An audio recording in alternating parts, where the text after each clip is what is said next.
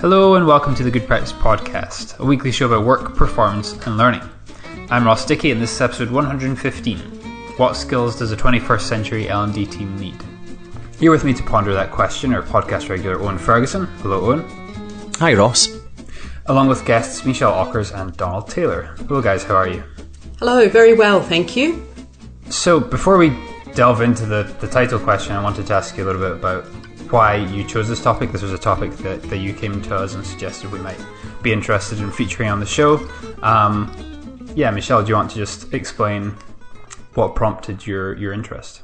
Sure. The Learning and Performance Institute put out their capability map, which is basically a set of skills that is needed for learning and development practitioners, for teams.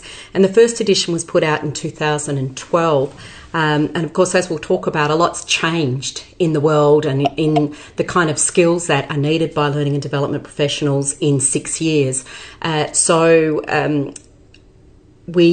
We basically did a refresh. I project managed the refresh. Don led the project. And we reached out. It was really a very collaborative process. We engaged around about 40 leading learning and development practitioners from 11 different countries, 8 different time zones. And everybody was a volunteer on the project, essentially. There was a lot of expertise brought to bear, the quality of debate and thought that went into the question of what skills are needed for learning and development in the 21st century was really high. And we just feel like it's a tool that's worth sharing and worth people knowing about to get the maximum amount of value out of it. That, it's, and Don can talk a little bit more about the fact it's freely available for anyone to use, to assess and use as a basis for their skill development. So we thought it would be a great opportunity to talk about that topic and what we learned through this collaborative approach about where we're headed with learning and development, what skills we need, and to make sure people knew that the tool was available and where and how they could use it. By the way, Michelle did an absolutely fantastic job of corralling the sometimes very fervently held opinions from different parts of the globe together and managing to find the important middle ground. And she's absolutely right. I mean, the Institute is committed to making this available as a free tool for people to use. And the reason why it's important is that you guys wouldn't have your immensely successful weekly podcast if it weren't for the fact there is enough new stuff coming up all the time that we feel we have to keep track of it. And some of this stuff is transitory, some of it is fundamental. The idea behind the capability map is to identify in this case, 25 skills that are fundamental, we believe, and in conjunction with these experts around the globe, fundamental to the success of learning and development going into the future, and not a bunch of people sitting in a smoke-filled room deciding it, crowdsourcing it, and helping people understand in all this change that we see in the world of L&D, there are some things which we know if we get this right, if I can get this basic set of skills right, I'm well positioned to deal with these transitory things that come across and look like they could be changing my working environment. Does that make sense? Yeah, I think so. Yeah, more or less. I mean, I have a few questions. Not having seen it, it's probably slightly difficult to comment on it, but maybe you could explain for listeners who are unfamiliar with what a capability map is, what that looks like in practice. Thank you for asking, Ross. It's an important question because, to be fair, why would anybody necessarily know what one of these things is?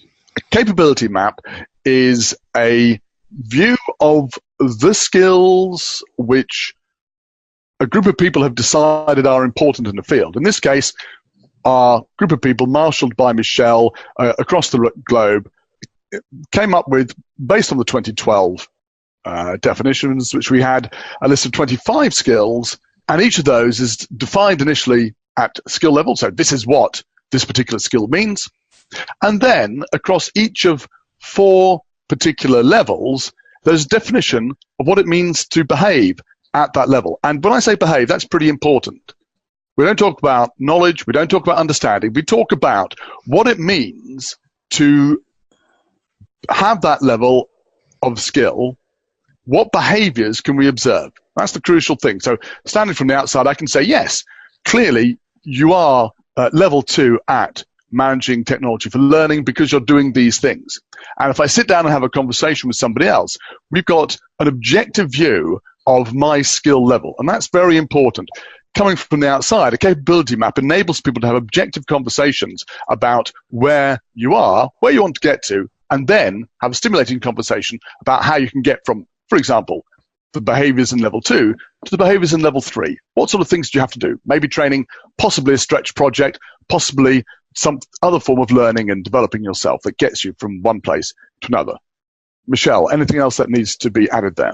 I think it's worth mentioning what the capability map or what a capability map doesn't say. And we did have quite a bit of debate about some elements, and some of our working groups sort of came back with things in their draft skill descriptions, which we had to go back and talk them through why that's not an observable behaviour.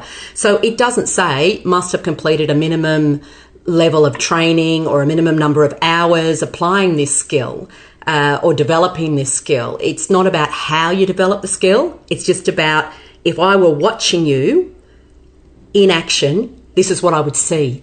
The other thing that I think is worth mentioning is how challenging it was for some of our groups of experts to actually define those observable behaviours in some case, because some of it is, that whole field, without getting too jargony, of tacit knowledge. It's the stuff that's actually really hard to describe, and when you're really good at something, it can be difficult to define what it is. And one good example, one of the working groups I led was for face-to-face facilitation. And it really took a lot of teasing, working with people very skilled in facilitation to get to observable behaviours. They wanted to describe, at that expert level, you're just really intuitive and things just come together, and when you have to apply a certain approach or not. And it's, so to talk them through, well, what would I see if I were watching someone at that level versus another level? So it's actually a really tricky exercise to define the observable behaviours that constitute a skill. Yeah, I think there's a couple of things that the capability map brings to the profession as a whole.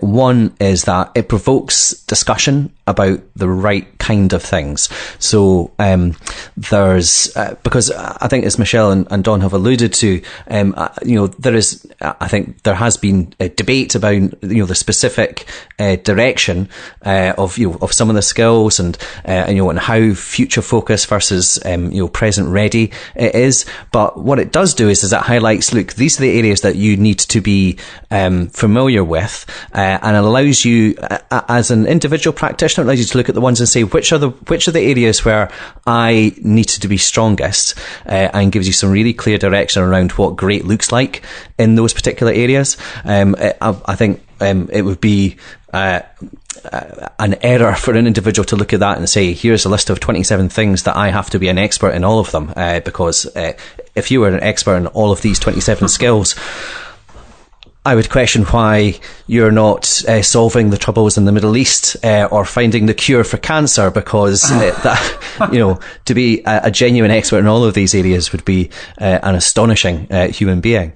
But as Michelle mentioned, I think it has this additional strength when you're looking at your L&D team or your L&D function, and a really high performing, relatively large L&D function. You would want to be ticking the box in all of these different skills, with a mix of people that you've got in your team. I think the other thing it can prompt is, if you are a small L&D team or an L&D team of one, and there's plenty of those out there, prompt thinking about what are the skills that I need and what are the skills I need to source elsewhere in my business, or indeed to go and outsource to actually do what we need to do. That's a really important point, Michelle. I talk so much with people who are in charge of the learning or supporting the learning for thousands of people. And they've got a team of 1, 2 or 3 people. And of course, it's very unlikely they're going to have all 25 skills. But yes, they have to know, where can I get that from? In particular, if you're implementing something, you've got to have some of the change management, project management skills that we talk about in the capability map. You've got to have that control over implementation. And people very often don't know what they don't have. So that's why we call it a map. We don't tell you where to go. We say, this is what the landscape looks like, and pick your route through it, but make sure that you understand it all before you set out on the journey. Just sort of anecdotally, how have you all seen the profession evolve over the years and the skills that are required to be effective in learning and development, and to what extent is that borne out by your findings? So I guess what were your assumptions before gathering all of the sort of raw data that would go into creating the map, and were those supported by your findings? We grossly underestimated the amount of change in that 6-year period and the amount of work that was going to be required to do the refresh.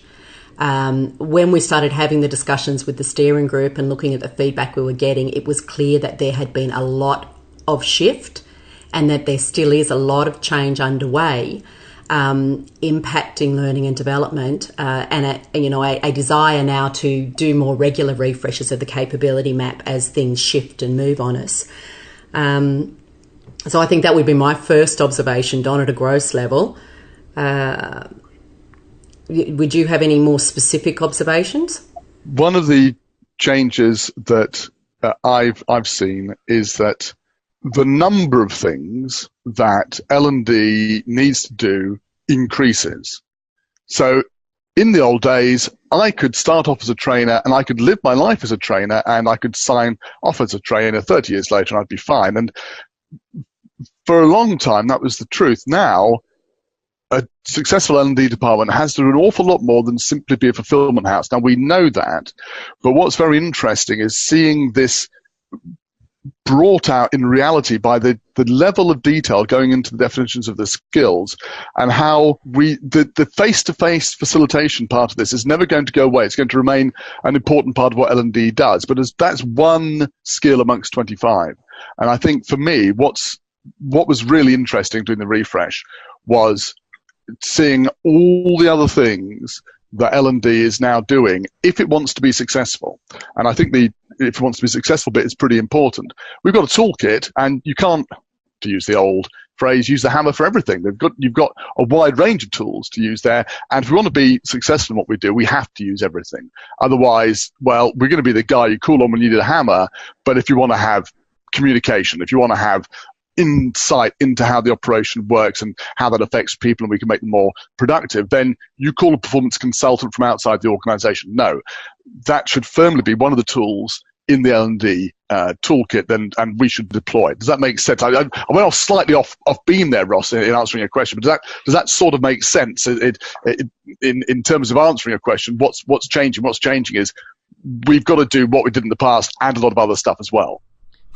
Yeah, I mean, I would say, drawing on my own experience, the time that I've been at GoodPractice, I feel like the role that I was hired for initially was very much writing based, and that has evolved to include a whole range of other skills, including producing a podcast. But that's that sort of capability, and I think as a business, Owen would agree that the skills that the people that work for GoodPractice are required to have changed a lot in a very short space of time.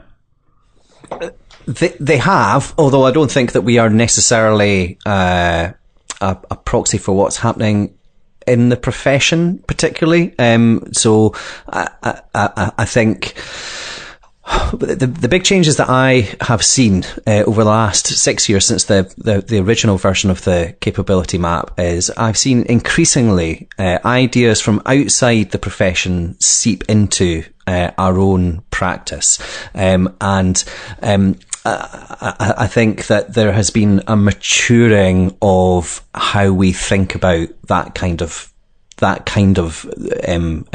or those kinds of approaches. So things like, design thinking, things like, agile development practices, those are becoming part of, how a lot of learning and development professionals are actually practicing. Whereas before it was things that people spoke about, at conferences, and people would go, well, that sounds great, but how do I actually do it? And I think we're starting to figure out how we take some of those skills from other domains and apply them in our own context. And the second thing that I think that we've seen, and Michelle mentioned this as one of sort of the key things that has changed about the capability map, is that focus on performance, as opposed to talking about learning. And so that's when I have conversations with clients, potential clients, when I have conversations with other sort of other professionals in the field, that focus on performance comes up more and more often. There's less, focus on just simply ticking the training box, if you will.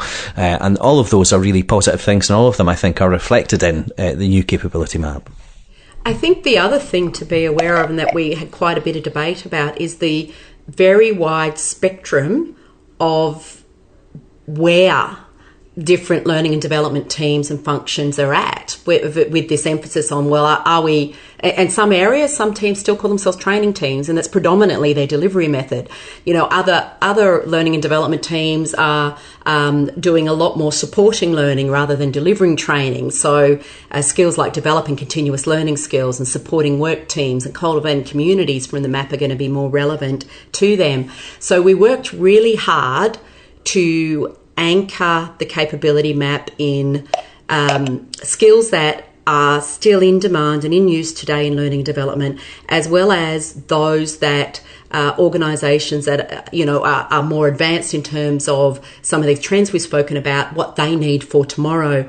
And a big part of it, I think I see a lot of learning and development functions that want to be having a bigger impact, that want to be getting more involved in the business, that want to be contributing more to performance. So articulating the value proposition of some of these different skills, we've actually included that at the more advanced levels of some of the skills, being able to articulate the value proposition, for instance, of continuous learning, or the value proposition of curation.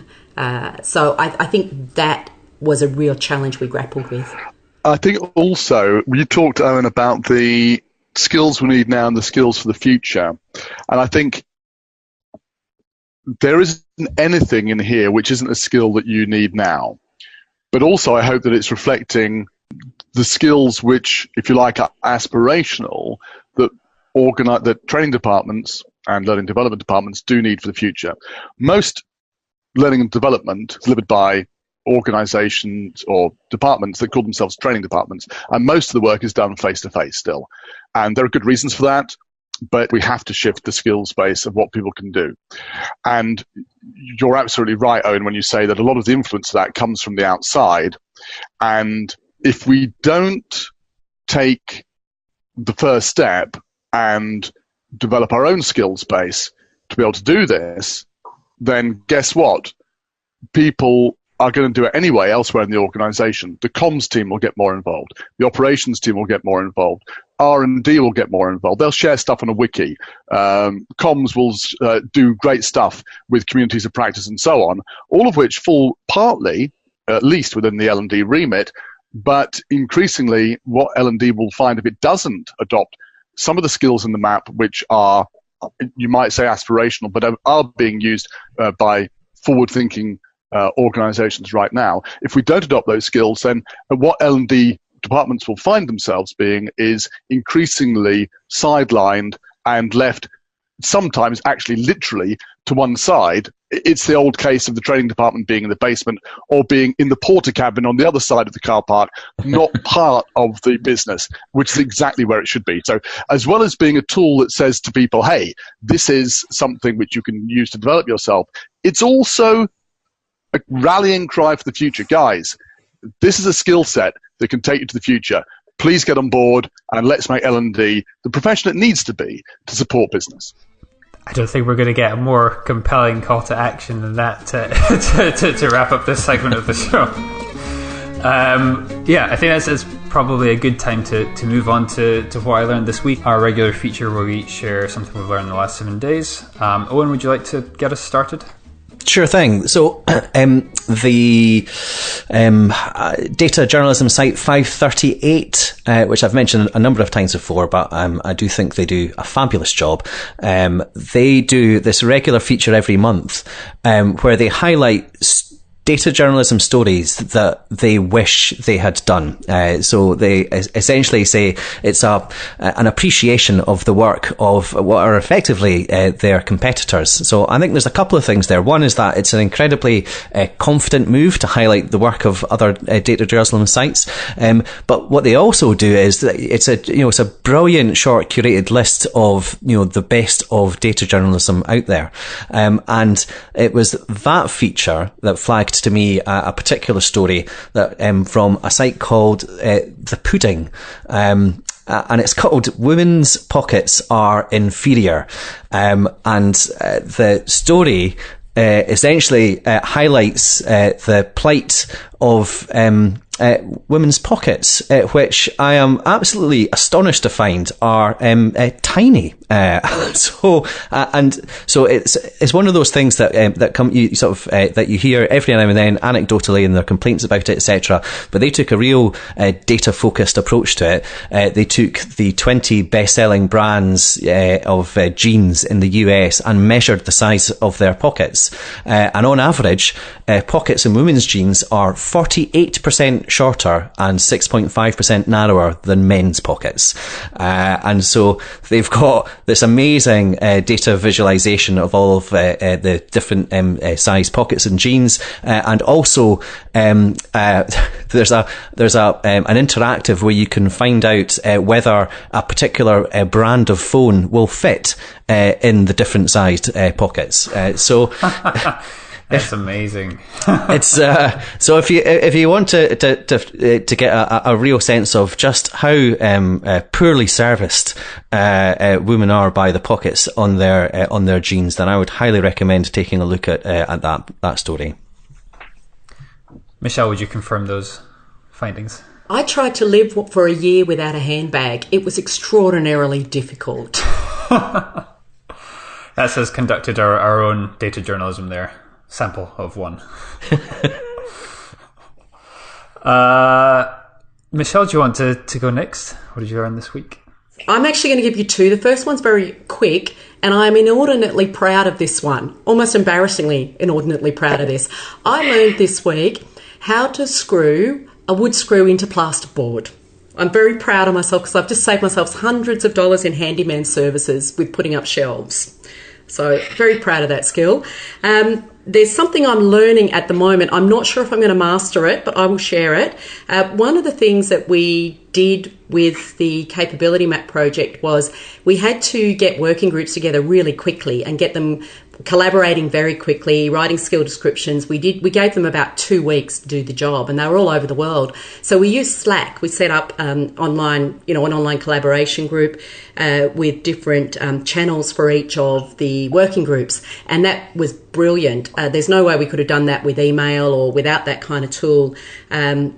And one of the things I do is I facilitate a social and collaborative learning essentials course. And I have been using Slack as one of the tools for that. But I'm noticing more and more the participants are talking about using Microsoft Teams, and it's really taking off as a messaging and collaboration tool in a lot of organisations. So I've been keen to give it a try, and I was trying to figure out how do I learn more about it, not being someone who's working inside an organisation at the moment. And I approached Helen Blunden, who knows a lot about this stuff, and she said to me, there's a free version. Microsoft have put out a free version of Teams as an alternative to Slack. So I've downloaded the free version, but I've got to say it's not as intuitive to get going with as Slack was, but I'm going to have a crack at using it to support a Working Out Loud circle that I'm about to start. So we'll see how it goes. Hopefully by the time this podcast airs, I will have mastered it, but I'm at that conscious incompetence stage right now. I'd be really interested to find out how you get on, because we're on Office 365, but we've been using Slack for a lot longer than we've been using Office 365, and Teams is there as an option. But when we've had a look at it, we've kind of thought that it's obviously Microsoft's response to Slack, but it's like a slightly less good and a lot less fun version. Right. I will let you know. Like I said, it's proving more challenging for me to get my head around than Slack was as a start point. Don, what did you learn this week? Well, like Michelle, Michelle, I learned two things. One is short, which is that if you get ill, just go to bed and get better. And I actually did that this week for 2 days. And although I'm not 100%, it's made a huge difference. Second, more interesting, is that I learned once again that the mind is an extraordinary thing. On Sunday, went to a fabulous gathering in Brentford, quite near to where I live, where we were pulling together apples from people's trees in their gardens and making cider, or at least beginning the process of it, which is a great process. You sort out, you wash the apples, you sort them out, you chuck them into a machine which cuts them up, you put them into a press, and then you all sit around drinking cider while the apple juice comes out of this apple pulp that's being pressed. And while that was happening, suddenly into my mind came the opening line of Keats's Ode to Autumn, season of mists and mellow fruitfulness, which is the sort of thing that, you pick up. And I thought, well, it's autumn, naturally, that's coming. But it wouldn't go away. I was thinking, why is it? And sort of mentally, I scanned through the poem, and then it came back to me. In the second stanza, there's this bit where he talks about, by a cider press with patient look, thou watchest the last oozings, hours by hours. And it was what we were doing. We were watching the apple juice coming out of this cider press, not hours by hours, because, of course, it's the 21st century and we have an accelerated process. But nonetheless, we were adopting this process that he'd written about 200 years earlier. So there was a nice frisson about that business of something coming to mind and being a link with the past. But also this weird idea that my mind recognized and knew something before my conscious mind caught up with it. My mind had something about a cider press in it, looking at that cider press, which then, with a conscious effort, I was able to drag out of my memory. How often do we do that? How much stuff is in our minds that we're not using, that we picked up along the way in our lives? And how can we get better, both at getting new stuff on board and at pulling out the stuff that we've got there and putting it to use? It's the sort of thing which just makes me excited and slightly, crazy that we can't do a better job of pulling this up. But maybe that's how the mind works. Maybe we are condemned always to have these bits of knowledge floating around our minds that at some point will pop up and may prove useful. I don't know. That's the kind of eureka moment that I think could easily be ruined in some way, shape, or form by technology. So if you're imagine 30 years in the future and you're wearing these VR spectacles and you're looking at the press and it flashes up the exact reason why that thing sparked into memory. There is something incredibly satisfying about working out why you've got that little gut intuition hunch. Absolutely. I have to say also, the consumption of cider during the process probably helped. There's no doubt that a bit of alcohol helps grease the cogs on this one. Hence the frisson. If that was written today, he would have used the word oozings, though. I'm not quite sure I like that word. Because some words are really nice to say and some aren't. That poem the same way now, Michelle. Well, mine this week came out of a conversation that I had with a couple of colleagues of mine, Julie and Colin. Ross Garner recently started an initiative to combat the loneliness of the long-distance worker. He installed this Donut bot on Slack, which basically pairs you with people that you don't talk to that often, and the idea is that you take sort of 15-30 minutes to just have a chat and catch up with them. And we sort of talked a little bit about work, and I don't really remember how this came up, but Julie mentioned to me that people who live in skyscrapers age faster, or just even people who are tall age faster. And it's all to do apparently with the theory of relativity. And as somebody who's 6'4", slightly depressed by this news, I looked it up, and it does seem to be have been confirmed, although it is I think it's by billionths of a second, so it is not in any way discernible, but that was my learning from this. It's going to be a fraction of a second over your lifetime. I think you're good. I think there are other things you can do to extend your life if it's just out to the relativity. I think we can solve the mystery of why hobbits live so long, actually. And on that note, we'll wrap up. So that's all for this week. If you'd like to share your thoughts on the show, you can find us all on Twitter Owen is at Owen Ferguson. Michelle is At Michelle Ockers. Don is At Donald H. Taylor. and I'm at Ross_Dickie. To find out more about Good Practice, visit goodpractice.com. To make sure you don't miss any future episodes, subscribe wherever you get your podcasts, and while you're at it, leave us a review on iTunes. It helps new people find the show. Thanks for listening. Bye for now.